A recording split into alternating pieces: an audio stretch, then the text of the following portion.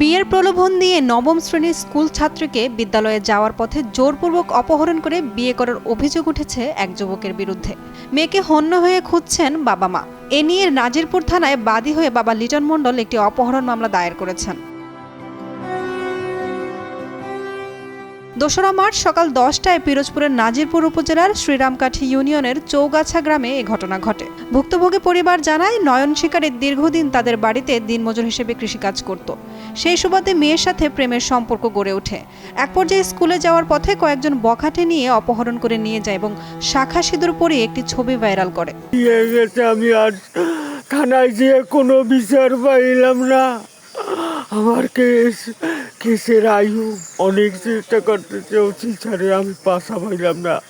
আমি গেলে পর আমাকে বিচাইয়ে দেয়, আমার পেছনে আমার আসামি ধরকে আমার সামনে বইয়ে ছাড়িয়ে দিয়ে গেছে। আমি লজ্জায় মুখ দেখতে পারি না। অপহৃত ঐশীর মা জানান, তার মেয়ে প্রতিদিন যেভাবে স্কুলে যায় সেদিনও একইভাবে স্কুলে গেছে। তারপর থেকেই সে নিখোঁজ।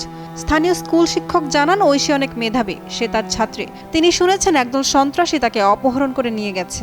আমার মেয়ে প্রতিদিন যেভাবে স্কুলে যায়, সেদিন কেন 2 তারিখ ওইভাবে স্কুলে গেছে।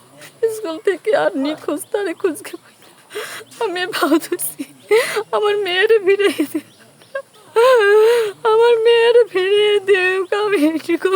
টানা 7মবারের মতো বেস্ট টিস্যু পেপার ব্র্যান্ড হিসেবে স্বীকৃতি পেয়েছে বসুন্ধরা টিস্যু। ঐশী অত্যন্ত মেধাবী ও ওকে আমি চিনি, আমারই ছাত্রী। কিন্তু ইতিমধ্যে শুনি সে একদল সন্ত্রাসী ওকে অপহরণ করে নিয়ে গেছে। এর সুষ্ঠু সমাধান কামনা করি।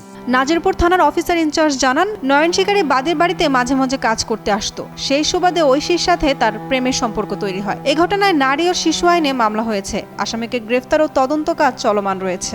মণ্ডল, ওনার মেয়ে ঐশী মণ্ডল, অপ্রাপ্তবয়স্ক। এনার সাথে এখানে ওই যে নয়ন শিকারী নামে যে ছেলেটা ওনার বাড়িতে মাঝে মাঝে কাজ করতে আসতো, সেভাবে সম্পর্ক তৈরি হয়। তো এই সংক্রান্তে আমাদের নারী শিশু আইনে অপহরণ মামলা হয়েছে।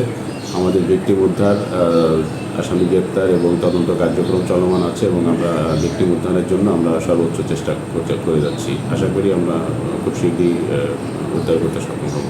এদিকে দ্রুত ঐশীকে উদ্ধার এবং নয়নকে গ্রেফতার করে শাস্তির আওতায় আনার দাবি জানিয়েছেন স্থানীয়রা। ওহিদুজ্জামানের পাঠানো তথ্যচিত্রের ডেস্ক রিপোর্ট। উর্মি আক্তার সোমা, কালার কণ্ঠ।